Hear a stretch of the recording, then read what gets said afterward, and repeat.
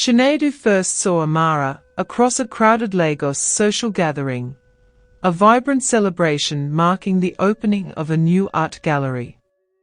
The air hummed with the chatter of the city's elite, the clinking of champagne glasses, and the soft melodies of a live band. But Chinedu's gaze was instantly captured by Amara. She stood amidst a group of admirers, her laughter ringing out like delicate chimes, her vibrant Ankara dress, a kaleidoscope of rich blues and golds, shimmering under the gallery lights. Her eyes, dark and intelligent, held a spark of both confidence and playful intrigue. He was immediately drawn to her radiant presence, a captivating blend of modern sophistication and timeless African grace. Their introduction was orchestrated by a mutual friend, Chief Anya, a respected elder in their social circle. Chinedu, a successful young entrepreneur with a burgeoning tech company, found himself effortlessly drawn into conversation with Amara. He was struck by her sharp intellect, her insightful observations on art and business, and her warm, genuine smile that seemed to light up the room. Amara, in turn, was impressed by Chinedu's quiet confidence, his ambitious vision, and the respectful admiration in his eyes. Their courtship blossomed with a vibrant energy that swept them both off their feet. Chinedu, a man of considerable means, lavished Amara with thoughtful gestures. They frequented upscale restaurants in Victoria Island, enjoying intimate dinners under the stars, discussing everything from their dreams for the future to the intricacies of Nigerian politics. Weekends were often spent at exclusive beach resorts along the Lekki Peninsula, the rhythmic crashing of waves providing a soothing soundtrack to their burgeoning romance. Chinedu introduced Amara to his close-knit family, who were immediately charmed by her vivacious personality and her evident affection for their son. Amara, equally, welcomed Chinedu into her own family circle, where he was met with warmth and cautious optimism. Their outings were the talk of Lagos society. They were seen at high-profile events, charity galas draped in flowing silks and adorned with glittering jewels, lively polo matches, where the thunder of whoos echoed across the green fields, and vibrant cultural festivals celebrating Nigeria's rich heritage. Amara's impeccable fashion sense and Chinedu's understated elegance made them a striking couple, their presence always radiating an aura of happiness and mutual adoration. The proposal came during a romantic getaway to a Budu cattle ranch, the breathtaking scenery of rolling hills and mist-covered mountains providing a dramatic backdrop. As the sun dipped below the horizon, painting the sky in hues of orange and purple, Chinedu knelt, presenting Amara with a stunning diamond ring nestled in a handcrafted box made of local Iroko wood. Her tearful yes echoed through the crisp mountain air, sealing their commitment. Their wedding was a spectacle of opulent celebratio. Amara looked breathtaking in a custom-designed gown that blended Western elegance with intricate Nigerian lace, while Chinedu stood tall and proud in a traditional agbada embroidered with gold thread. The reception, held at a sprawling estate on the outskirts of the city, was a lavish affair that lasted late into the night. Tables groaned under the weight of delectable Nigerian delicacies and international cuisine. Music filled the air, from traditional Yoruba drummers to a popular Afrobeats band, and the dance floor pulsed with energy as guests celebrated the union of two seemingly perfect souls. Their wedding was not just a joining of two individuals, but a dazzling statement of their love and their prominent place within Lagos's elite. It was a day woven in silk and gold, promising a future as bright and luxurious as their celebrated union. For a time, that promise held true, their life a tapestry of shared ambition and burgeoning success. Yet, in the gilded glow of their honeymoon phase, a subtle shift began, almost imperceptible at first. Chinedu's engineering company, a testament to his vision and years of tireless work, had always been his singular focus. But with Amara now by his side, her natural charm and persuasive nature became a powerful, unseen force. With a captivating smile and subtle suggestions, she began to take on a more prominent role, not in the technical aspects she knew little about, but at the helm of administration. Chinedu, swept up in their newfound marital bliss, and subtly influenced by an unnatural amulet, saw her contributions as a testament to her devotion and sharp intellect. He genuinely believed her presence would only strengthen his enterprise. This prominent post gave Amara the perfect opening. With a strategic mind hidden behind a loving facade, she began to bring her personal family members into key positions. Her cousins, siblings, and even more distant relatives, previously without significant roles in the industry, slowly infiltrated the company's hierarchy. They became department heads, project managers, and financial controllers, their presence growing steadily. The company, once solely his vision, slowly began to reflect Amara's growing influence and the increasing presence of her kin. Their opulent homes and investments continued to flourish, masking the subtle shift in power dynamics. Despite the outward appearance of a blissful marriage and a thriving business, Amara harbored a secret world driven by an insatiable sexual appetite. The thrill of conquest, the intoxicating allure of forbidden encounters, was a constant undercurrent in her life. While Chinedu was a loving and attentive husband, his passion, though genuine, did not satiate her deep-seated desires. Her encounters became more frequent and daring.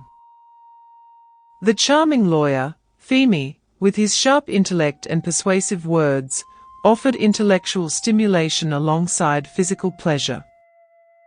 The adventurous photographer, Tunde, with his tales of far-flung travels and artistic soul, provided a different kind of excitement.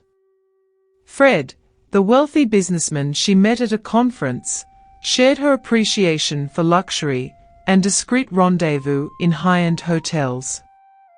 Jide, the intense artist, offered a raw, passionate connection in his bohemian studio. Even the charismatic polo club captain, Adekunle, added another layer to her intricate web of affairs. Each man offered a different facet of what she craved, a kaleidoscope of experiences that her marriage alone could not provide. She meticulously managed her time, her social calendar a carefully constructed tapestry of wifely duties, business obligations, and clandestine meetings. Expensive gifts and lavish dinners became her tools, not just for maintaining appearances with Chinedu, but also for indulging in her secret life. Her designer wardrobe and frequent shopping trips provided perfect cover for her liaisons. Amara's mother, Iyabo, was a woman who carried the scars of a difficult marriage. Subjected to her husband's controlling nature and traditional expectations, she had vowed that her daughter would never suffer the same fate. When Amara was a young woman, Iyabo had sought the counsel of a respected, albeit unconventional, elder in their community. From this encounter, she acquired a small, intricately carved wooden amulet, imbued with a subtle charm. Iyabo presented this amulet to Amara on her wedding day, cloaked in words of a mother's love and a desire for her daughter's happiness. She explained that it would foster harmony and understanding in her marriage, subtly influencing Chinedu to see Amara in a perpetually favorable light, shielding her from any potential conflict or control. Unbeknownst to Chinedu, and initially even to Amara in its full potency, the amulet worked its magic. It wasn't a forceful spell, but a gentle influence that colored Chinedu's perceptions. He saw Amara's flaws as endearing quirks, her occasional inconsistencies as mere absent-mindedness. When whispers of her indiscretions reached his ears, they seemed like malicious rumors, easily dismissed against the backdrop of Amara's seemingly unwavering devotion and the subtle, almost hypnotic effect of the charm. He trusted her implicitly, his judgment subtly clouded by the unseen force. The amulet, nestled discreetly amongst Amara's expensive jewelry, was a silent guardian, allowing her to navigate her complex life with an almost supernatural ease. Years passed, marked by Amara's continued success in the company, her family's entrenched positions, and her ongoing affairs. Chinedu remained blissfully unaware, his world filtered through the gentle haze of the charm. Their life of luxury continued, their mansions filled with expensive art and the sounds of their privileged existence. The turning point came on a sweltering afternoon. A persistent leak in the roof of their main residence required Chinedu's attention. While rummaging through an old toolbox in the dusty attic, his hand fell upon a small, smooth object, the wooden amulet. He didn't recognize it, but as he held it, a strange sensation washed over him, a sudden clarity that pierced the fog in his mind. He was never meant to see it nor touch it. The charm reversed the moment he saw and touched it. In that instant, years of subtle inconsistencies and dismissed whispers coalesced into a jarring realization. The neighbors' hushed remarks about a sleek car, the almost apologetic glances of concerned friends, Amara's increasingly elaborate excuses for her absences, they all flooded his consciousness with a sickening certainty. The charm, disturbed after years of undisturbed presence, had momentarily lost its potency. A cold dread gripped Chinedu.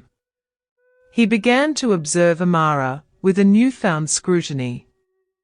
He noticed the furtive phone calls, the guarded replies, the way she would subtly steer conversations away from her whereabouts. The scent of unfamiliar cologne on her silk scarves, once dismissed, now triggered a wave of nausea. The cracks in their seemingly perfect facade were widening, and Chinedu's eyes were finally open to the truth. Driven by a desperate need for irrefutable proof, Chinedu concocted a plan. He announced a last-minute business trip to a distant city, his tone carefully neutral. Amara, seemingly unfazed, offered a perfunctory farewell, already making plans for her evening. The moment Chinedu's car disappeared down the long driveway of their estate, Amara made a call. Within the hour, Fred's familiar luxury vehicle pulled up to their grand entrance. Chinedu, who had doubled back and parked his car discreetly down the street, watched in stunned silence as Fred entered his home, greeted by Amara with an intimacy that shattered his world. He waited, the silence of his opulent home amplifying the sounds of their laughter and hushed conversations. The reality of Amara's betrayal hit him with the force of a physical blow. The years of trust, the life they had built, the company he had shared, all felt like a cruel illusion. My wife brings men into my matrimonial home. Under my nose. Finally, his resolve hardened. He strode into the living room, the sound of his footsteps echoing like thunder in the suddenly tense atmosphere. Amara's face, moments before alight with illicit pleasure, paled drastically. Fred, caught in the act, stammered ineffectually. The confrontation was brutal and swift. Chinedu, his voice trembling with a mixture of rage and heartbreak, laid bare his knowledge. He recounted the whispers he had dismissed, the inconsistencies he had ignored, the pieces of the puzzle that now formed a devastating picture of Amara's duplicity. The names of Femi, Tunde, Jide, and Adekunle hung heavy in the air, each one a testament to her long-standing deception. Amara's carefully constructed defenses crumbled. The charm was broken, and with it, her ability to manipulate Chinedu. Her attempts at denial were weak, her excuses hollow against the weight of his undeniable evidence. The truth, ugly and undeniable, filled the lavish room. The aftermath was swift and unforgiving. Chinedu, his heart shattered and his trust irrevocably broken, wasted no time. He consulted with his lawyers, the cold fury of betrayal fueling his actions. Amara's family members, who had comfortably settled into their high-ranking positions within his engineering company, were summarily dismissed, their access to his wealth and influence abruptly severed. Iyabo, when confronted with the exposure of her manipulative charm, could offer no defense. The years of subtle interference, intended to protect her daughter, had ultimately led to this catastrophic downfall. The social circles that had once lauded Amara now whispered with disdain. Her reputation, once gleaming with elegance and success, was tarnished beyond repair. Within days, Amara found herself standing on the street outside their once palatial home, a small suitcase containing a few personal belongings her only possession. Chinedu, his face etched with pain and resolve, had ensured she left with nothing, no access to their joint accounts, no claim to his properties, no vestige of the life they had once shared. The empire she had so carefully infiltrated, the wealth she had so freely enjoyed, vanished like a mirage. Iyabo, too, faced the consequences of her actions. The subtle influence she had exerted over Chinedu for years had bred resentment and distrust. While Chinedu did not pursue legal action against her, her social standing plummeted. The community, once respectful of her matriarchal presence, now viewed her with suspicion and disapproval. Amara and her mother, once pillars of their affluent society, found themselves ostracized and stripped of their privileged existence. The charm, intended as a shield against oppression, had ultimately become the instrument of their ruin. The intricate web of deceit and manipulation had finally ensnared them, leaving them to face the harsh realities of their actions, alone and without the gilded comfort of their former lives. The sweet beginnings of Amara and Chinedu's love had dissolved into the bitter ashes of betrayal and loss. Thanks for watching. Don't forget to subscribe and comment, like and also share.